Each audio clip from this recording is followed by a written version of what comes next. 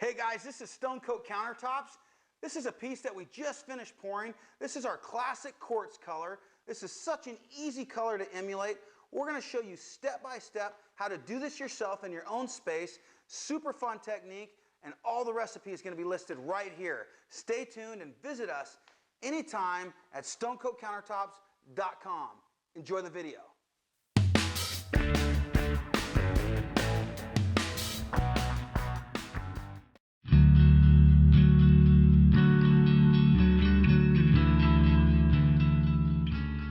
Hey guys, Mike here with stonecoatcountertops.com. Today we're going to learn how to make classic quartz. We got a really cool sample here. This is our quartz look. We're going to show you how to replicate this. This is very easy. It's an awesome look. We're going to show you how to do it right now. Let's get started.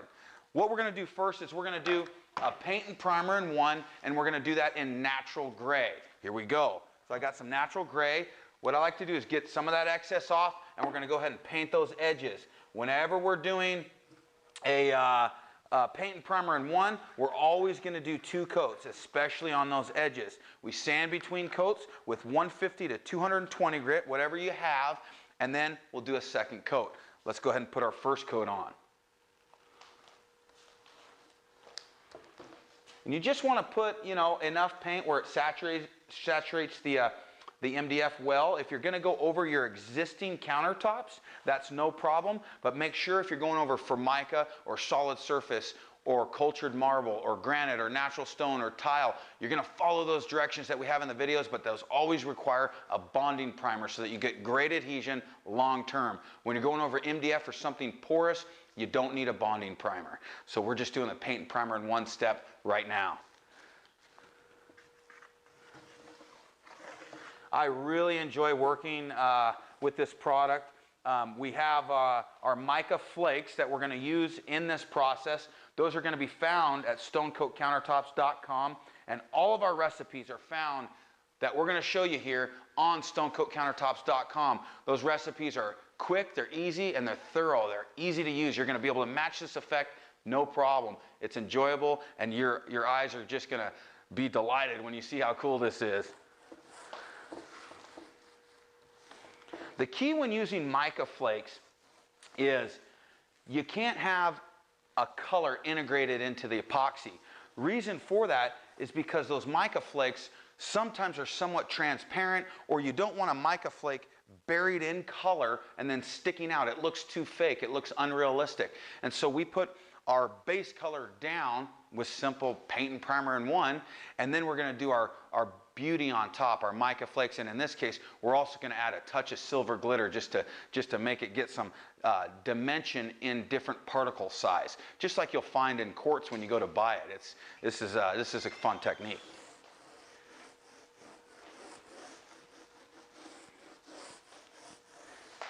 All right, so we got our natural gray rolled out. I'm just going to go ahead and make sure I do these edges one more time before this dries, and then I'll do one more coat after this dries. Sand in between coats, like I said, to get, because these edges are going to be rough a little bit. You're going to want to sand in between coats and make sure it's nice and smooth before you apply your epoxy. All right, we'll let this dry. We'll see you in a minute.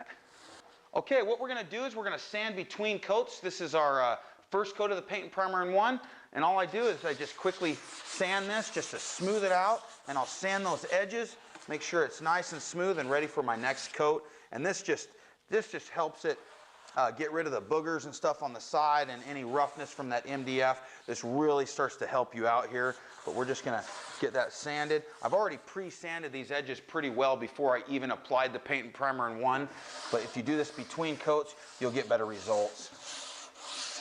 All right, that feels good. We'll wipe the dust off and we'll apply our next coat. All right, guys, we're ready for the next step in our classic quartz recipe. This is a fun recipe. It's super easy, and man, it's just a really, really cool color. I like the different micas in this, and we also use little specks of our silver glitter. And that gives you some dimension because you're using different particle size like you're gonna find in companies that make and manufacture quartz countertops. You find some similar effects. Let's get started. Here we go. So the first step you're going to do over your paint and primer in one is you're going to sand that final coat. We just use a normal backer pad and a 150 grit sanding disc. Even 220 works just fine. And all we're doing is knocking down the nibs and nubs and making this a nice smooth surface for our epoxy to go on. I'm also going to do that to the edges just to make sure those edges are nice and smooth. We'll sand that and we'll do our next step. All right, we're going to wipe the dust off and we're ready for our epoxy. Now what we're going to do on this particular color is we're going to use some of these micas. And this mica is our Silver Mica. This is a really good particle size for what we're doing, and it's a very fine mica. It's gorgeous and it looks very natural. This is our Crushed Pearl. This is a really cool mica as well, and it does have some variation in the pearl. It's got some different colors that look very natural. It's not just monotone of one color, so keep that in mind when you're ordering the Crushed Pearl. And then we're going to use our silver glitter. So we'll use these three. Now what you're going to keep in mind when you're doing this is you're going to mix these directly into the clear Stone COat Countertop epoxy. When you trowel and chop, the colors will go in there. It'll look very natural, but if you got some spots that you want more, you can always add more effects, but you can't take them out. So make sure, you might want to do a test piece and just get your ratios down, but these bags will do about a whole gallon of epoxy. So when you're doing a 2-gallon kit and you're going to do first a mica coat where you're going to add the mica and the glitter, your next coat won't have these. And the reason you won't put mica in your second clear coat is because you don't want any nibs and nubs of these micas sticking up through that coat and creating an unrealistic look. When you actually get quartz countertops, it's going to be smooth on the surface. So our second coat is just clear. So all of your mica goes in that first coat like we're going to show you right here. Let's go. The first thing I'm going to do is exactly what we do on all of our Stone COat Countertop projects. We're going to mix a 1-to-1 ratio of our material, and you're going to do it first before you add any colorant. Here we go. Okay, we're going to add part B first, and then we're going to add part A. If you have never seen how we mix our Stone COat Countertop epoxy, go check that video out on our video section of our website at stonecoatcountertops.com.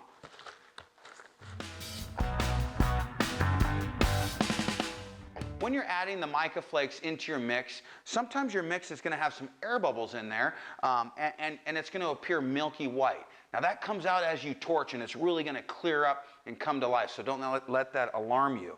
So we're going to add some of these. We're going to add, this is our silver, we're going to add some crushed pearl, and then we're going to add some silver glitter. And this is just according to your taste. It's always good to make a little sample board so you can kind of get a ratio. We like to eyeball our bags and see what we're going to add, but if I'm doing a large job, I'm going to make sure I use the same amount in all my batches so the counter looks uniform. All right, so I'm going to add some silver glitter. All right, we got some cool stuff in there. This is going to be a sweet little sample. All right, let's go ahead and mix that.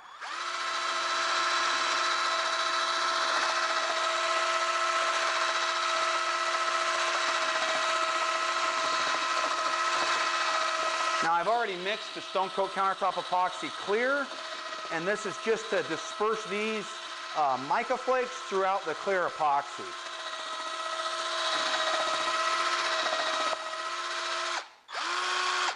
Okay, you're going to use your 1/8 inch square notch trowel, and that's what's going to spread out your epoxy here. We got extra epoxy that we will scrape off the surface, but I like to pour out the epoxy on the surface and then scrape it back into the bucket. All right, so I'm going to, ooh, yeah, that's, as soon as you make that first stroke and you get down to that base color, you really see what it's going to look like. And this is such an easy technique to emulate. It's a very, very easy technique if you're a beginner and you're just looking for something to match quartz. This is really simple to do, and it's enjoyable. So I'm just going to now scrape some of this towards the edges and start to let this flow over the edge.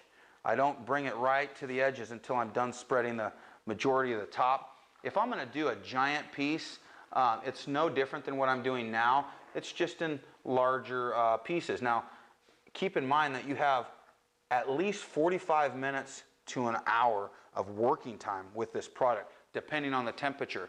All right, I'm just gonna scrape off the excess back into my bucket here. So I'll just mow the lawn. I'll start at the top.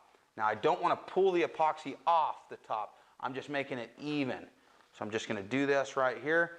Move my trowel down this piece. I'm keeping it at an angle to bring the excess back over here into my bucket. And then I'll just scrape it back into my bucket, taking care not to scoop it all off at once and miss it. And then I'll just bring that into the bucket. There we go.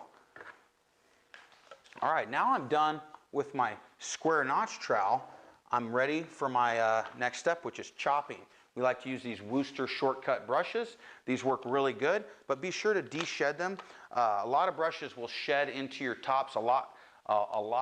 We just use a nylon bristle brush, but this one doesn't shed nearly as bad as some other brushes we've tested and tried. What I like to do is prime my brush. I'll just get it wet with some of that epoxy, and I'll just start my chopping technique. Now, what's the purpose of this chopping technique? Is to get rid of any lines that that trowel may have left that look machined or look, man-made. So we'll just chop this out. So we erase any line like that, and then we'll brush those edges and we'll torch it, and we'll get to stand back and look at our beautiful countertop. When I chop these countertops out, I don't do them in a systematic fashion where they're row by row like this. I simply do a random pattern with the brush. Another important step is I'm using the heel of the brush to chop. I'm not using the point of the brush and chopping down like this. I'm using the heel, and that is what is giving me the speed that we can do this at, and it's not pulling up the material. A lot of those effects that we do where we're doing this with color and different things, that's the same brush technique we're using all the time. Now in our crushed pearl, you can see some of these browns, some of these blacks. They're very sporadic, but it's really, it adds that variation where it doesn't get blasé. It's not boring. It gives you some variation. And our mica flakes are all designed to look natural. Those are the colors that we really like. And so you can pick and choose whichever ones you want to put in your countertop.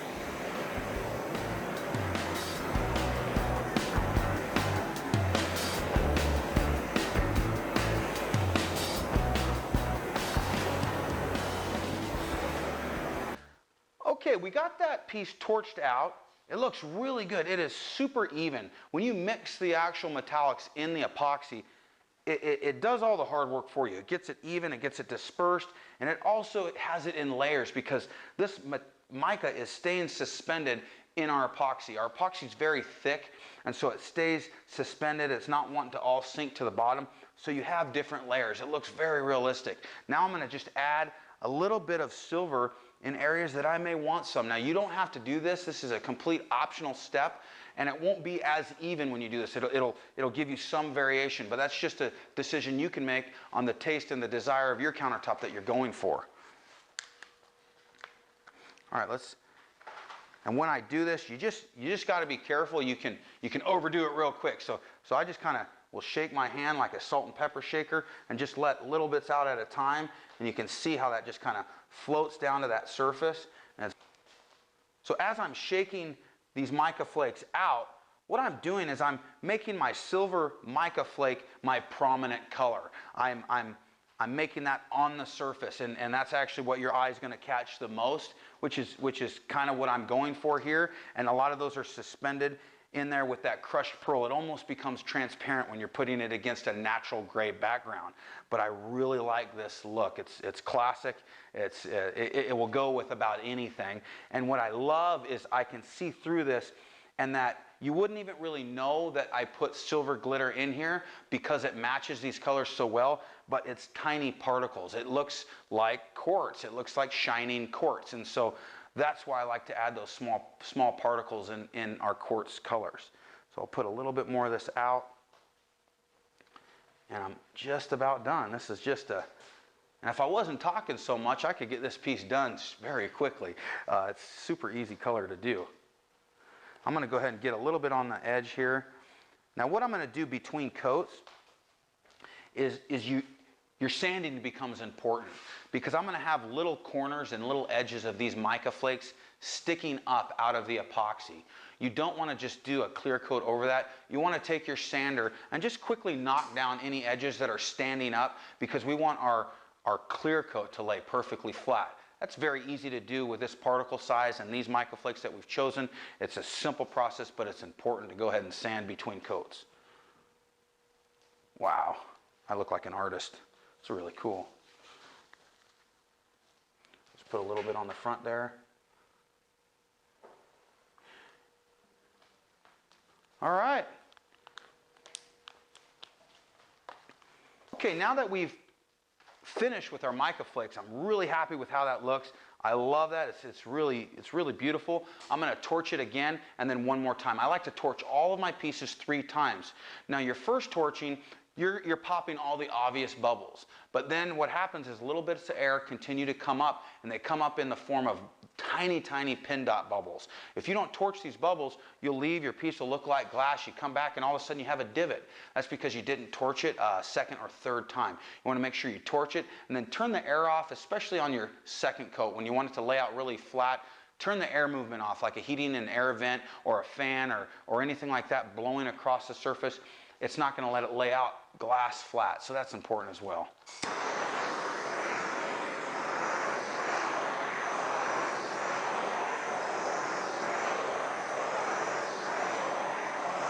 All right, we'll come back tomorrow after this is dry. We'll sand it and we'll do our second clear coat and we'll be done. We'll show you how that works, and we'll see you tomorrow.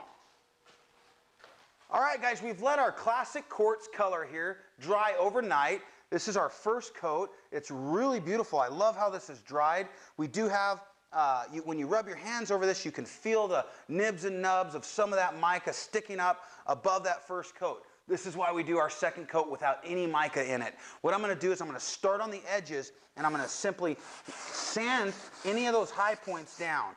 Now when I rub my hand across there, it's much smoother and it's getting rid of those high points. Am I looking for perfection? No, we're going to apply another coat, but I don't want any miniature mountains sticking out so that we don't have high points when we do our next coat here. So just quickly go through your edges first and sand those and get rid of any high point, but you don't want to go so aggressive on these edges that you go through your color and things like that. So just be careful, take your time, do your edges, and then we'll sand the top the same way and get rid of any high points. Yeah, this is great. I really like this color. You look into this and it's so deep. It looks like it's much thicker than it actually is. It gives us that illusion. It's just a great medium to work with. All right. Yeah, that feels pretty good. Let's get our sander with our backer pad here, and we're just going to get rid of any high points this way. We're also going to create a mechanical bond where we're scratching up this surface. It's just brand new finished, and we're going to scratch that up and get it all ready for our next coat here. Yeah, it's getting rid of all those. So right here, it's kind of rough. I can feel it. You rub your hand here, and it just knocks those high points down. And that's important when you're using mica flakes. You don't want to get the wrong size flake, because if it's too thick, it's a lot harder to sand. And this we've tested, and we love these flakes, and we love these color combinations. It's just very natural looking. It looks like what you're going to buy as a quartz product in a slab form, but it's just a heck of a lot better to your pocketbook. All right, so I'm going to wipe this dust off. Okay, we're about ready to apply our second coat of clear epoxy, and we'll get this all ready. All right, we got our second coat of clear epoxy mixed up. We're going to pour this right on the surface. I had a little extra from another project we just made, so I poured that out. We're going to mix these together right here on the surface with our trowel, get everything ready to, and then we'll use the excess and we'll scoop it right back off. But when I make epoxy and mix it up, I like to get all of it out on the surface and mix it together so we get another shot at mixing this, and then we'll trowel the excess right back into our bucket. Now you can see how it's a little milky white. That's just because there's some air entrained in here. As soon as we trowel this out and chop it and torch it, it'll be crystal clear. Here we go. what I'm going to do is I'm just going to trowel this close to the edges. We'll bring it around, and then we'll push it over the edge after we get the main body of the piece spread here. Okay, now I'm just going to go ahead and push enough over those edges so that I have enough to coat those edges. You don't need to push a bunch over and waste it, but just enough to coat those. And let's do this final edge here. Boy, this is just a fun process, especially on your second coat. There's no worries, you know, you've already got your color and everything involved, and now all we're doing is putting the final touch. We're doing our second clear coat. So now I'm going to mow the lawn. I'm just going to start here. I'm just going to make sure that I have enough material on the whole thing. I'm not scraping a bunch of material off. I'm just making sure everything's gauged at the same height so we don't have a bunch of high and low points. All right, let's pull the excess off and put it right back here in my bucket. We could use this on another sample that we have ready. You always want to have extra samples ready to pour and to make, because you're going to have excess epoxy sometimes, and you don't want to just let that harden in the bucket. You want to have a sample ready so you can utilize that epoxy and have another sample to show your customers or to work with your techniques so that you learn how to do this even better. All right, I'm going to take my brush. I'm going to chop this out. I'm going to prime that brush first. You get a little material on that brush, and we'll just chop this out. And we want to do that in a random fashion. This is also erasing those trowel lines and anything like that. When we chop, we're going to bring it right over the edge, and it'll start these random drips going over the edge as well. And that's why we do this first and then brush those edges after we've chopped.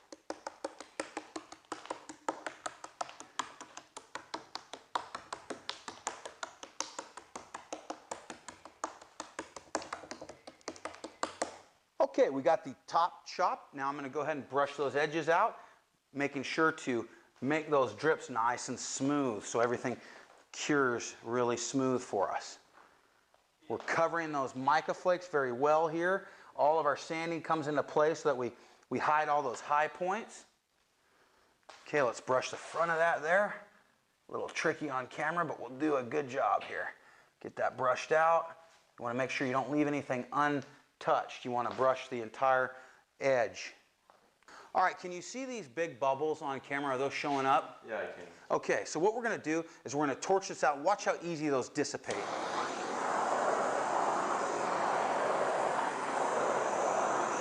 So what we're doing is we're torching the surface. It's going to pop all these bubbles. And then we're going to come back and we're going to torch a couple of more times. Because as we do this, more air is going to rise to the surface and want to escape.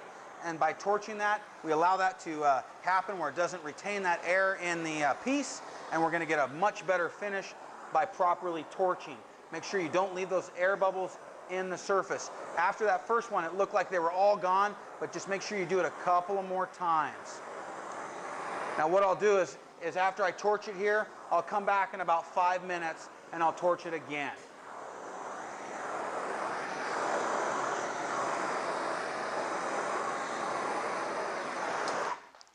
You can see how beautiful that looks. This is just like a piece of quartz. I really like it. All right, we've done our second clear coat over this classic quartz piece. Now it's important to turn the movement in the air off. You don't want fans blowing across this. You don't want heating and air vents blowing dust in the air and causing particulates to drop into your surface. Just turn the air off and walk away. Let this thing settle and do its thing. You'll be able to come up with just a beautiful piece. We had a great time making this. It's very stress-free. It's very simple. Mix that mica in your clear and throw some out on that first coat. Get it where you want it, and then we're going to apply that second coat. This is laid out just beautiful. Now, as you can see, it's really easy to emulate and copy the same color with the right recipe. If I were to show my client this sample, I could easily emulate that by following what we did here in this video, and you're going to get the same results. We could send them a picture of this and say, hey, what do you think?